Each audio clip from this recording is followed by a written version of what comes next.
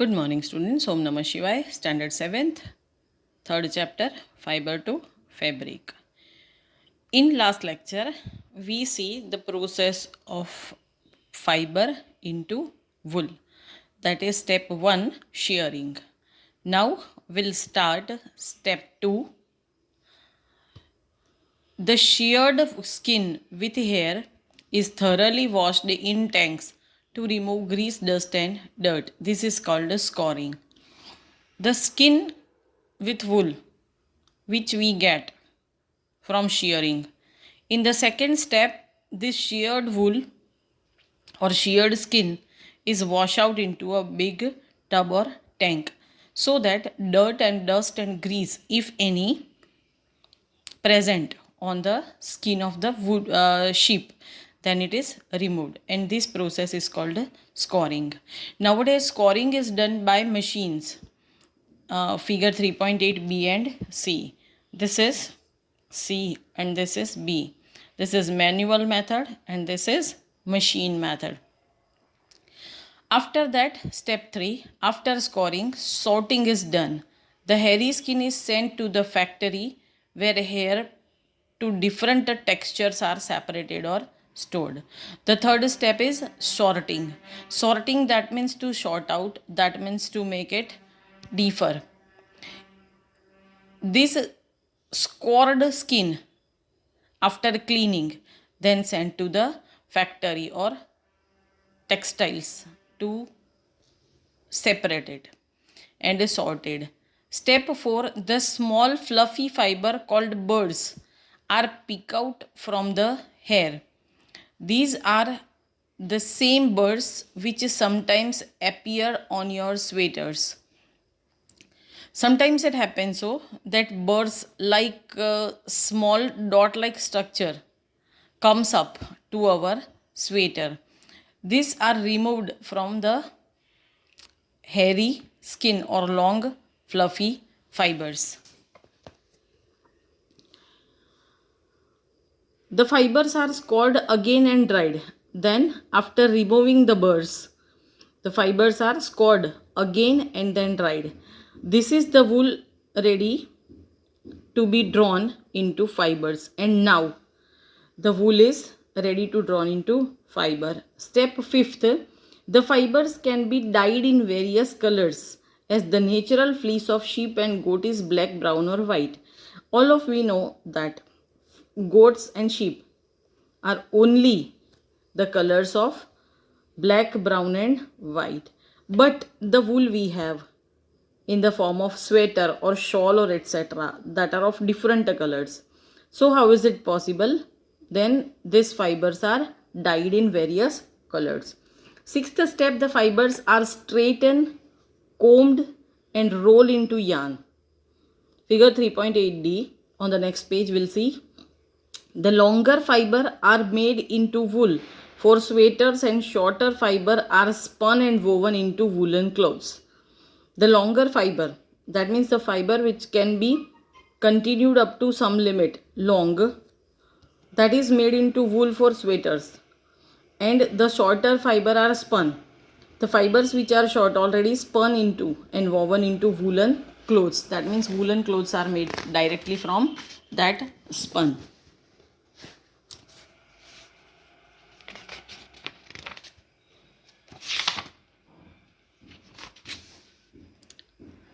Occupational hazard. Woolen industry is an important means of livelihood for many people in our country. Much more people are engaged with this industry and earn their livelihood. But sorters' job is risky and sometimes they get infected by a bacterium because goat and sheep are having bacteria anthrax, and at the time of sorting, the persons who is sorting the wool might be infected with bacterium and suffering from anthrax, which causes a fatal blood disease called sorter's disease. Due to that, sorter's disease, that is a blood disease, such risk faced by workers in any industry are called occupational hazard. In all type of industries, workers are having such risk, and this risk is known as occupational hazard. Buzo is having question that why it hurts when someone pulls his hair, but not when he goes for a haircut. If we're pulling our hair, we hurt. But at the time of cutting hair, we don't get hurt. Bujo is wondering why a cotton garment cannot keep us as warm in winter as woolen sweaters does. Because the heat conductivity of conduction of heat takes place within cotton and woolen are always different.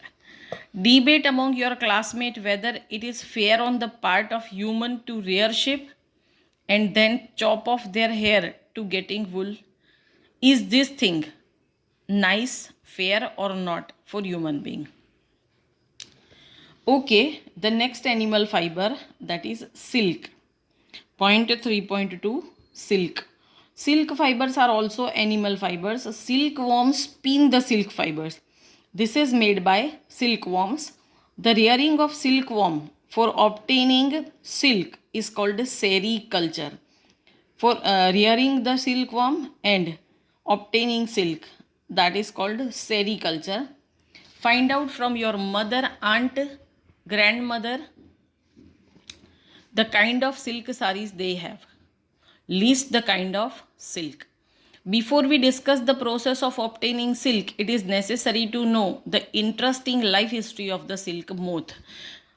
Before knowing the process, first silk is obtained from silk moth, and so it is necessary for us to know the life history of silk moth.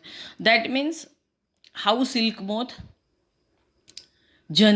are generated, are cultivated at many long stage. The female silk moth lays eggs from which hatch larvae which are called caterpillar or silkworm. First they lay eggs, male and female. Female lays eggs on mulberry leaves, then caterpillar or larva caterpillar or silkworms. They grow in the size, and when the caterpillar is ready to enter the next stage of its life history, that is called pupa. Next is caterpillar is ready to enter its next stage, that is called pupa. It first weaves a net to hold itself. First it weaves a net in which it stays. That means net for itself. Then it swings its head from side to side in the form of a figure of 8. During this movement of the head, the caterpillar secretes fiber made of a protein which hardens on exposure to air and becomes silk fiber. Just like all of you have seen that whenever the spider is moving from one place to another, it is having always a larva-like structure from its mouth, and a thread, simple thread is being woven. In the same way, this caterpillar, this pupa, turns in the form of 8 and continues secrete a fiber from its mouth. That fiber has a special property that when it comes into contact of air, it becomes hard and becomes silk fiber. Soon the caterpillar completely cover itself by silk fiber and turn into pupa. Caterpillar completely cover itself by silkworm, and this covering is known as cocoon. See like this. Caterpillar is already inside it, and outside it covers completely with silk fiber and made a cocoon. The further development of the pupa into moth continues inside cocoon. Now pupa into moth is the further development that continues inside the cocoon, figure 3.9. Look, this cocoon with developing moth. Silk fibers are used for weaving silk cloth. This silk fiber than used for weaving silk cloth. Can you imagine that the soft silk yarn is as strong as comparable thread of steel? This is an amazing fact that silk yarn is comparatively as strong as thread of steel. The silk yarn, that means thread, is obtained from the cocoon of the silk moth. There is a variety of silk moth which look very different from one another, and the silk yarn they yield is different in texture. Many type of silk moth are cultivated, and all the type of silk moth give different type of silk cloth, that is coarse, smooth, shiny, etc. Thus, tussar silk, muga silk, kosa silk, etc. are obtained from cocoon spun by different type of moth. These are the types of silk which obtained from different type of moth. The most common silk moth is the mulberry silk moth. Maximum most common silk moth is mulberry. The silk fiber from the cocoon of this moth is soft, lustrous and elastic and can be dyed in beautiful colors.